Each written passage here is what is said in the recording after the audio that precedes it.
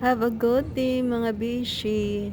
Sa bus kami kasi yung aming sasakyan na airplane nasa tarmac. So sa gitna kami pa pumunta. So bali apat kami. Yung bishi ko, si Brent at saka si Elias. Apat kami. Ang aming flight is night flight. So hindi siya ganun karaming passenger. So by 5 hours yung aming flight papuntang Kazakhstan. Tsaka ang ganda ng overlooking ng pag sa gabi yung lights pa. Grabe, amazing.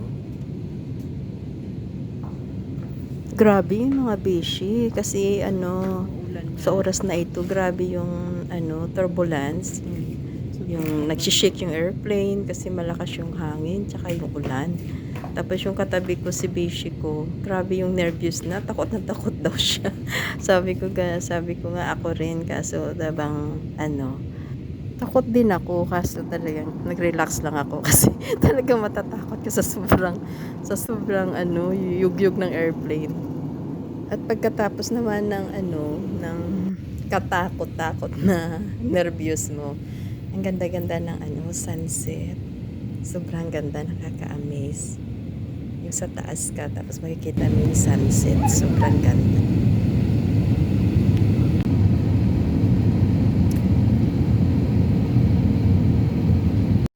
Ay, tapos ano? Tingnan mo nga yung ano doon.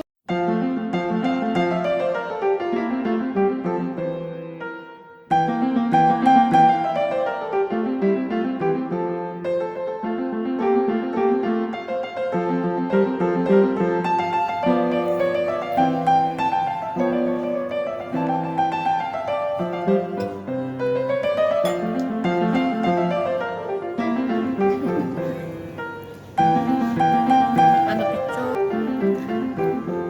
Ilang minutes? Lami kaayo.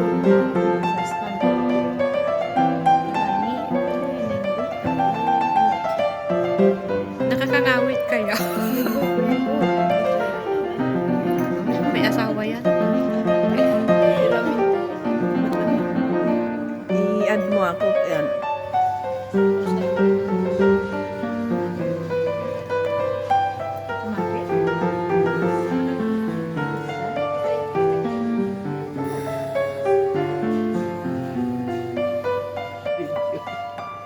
Hindi masarap yung hindi ano.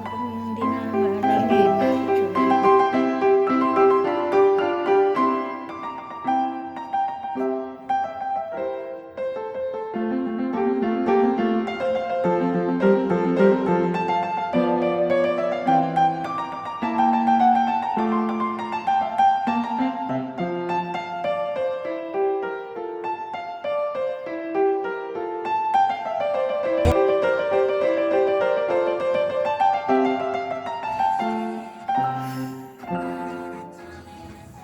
Alam niyo mga bishi, ang ganda din dito sa Kazakhstan. lang. Kasi may Abu Dhabi shopping mall sila at saka may building. Sobrang taas. Para siyang nasa Dubai. Marami nagsasabing reflection daw siya ng Dubai. Kaya tingnan mo, ang ganda. Ang linis-linis. Tapos, hindi siya overcrowded ng tao. Kunti lang namamasyal. Kaya ang tahimik. At dito na kami sa aming hostel na mag-i-stay ng 2 nights and 3 days. Namasyal muna kami galing sa airport. Tapos, nag-almusal.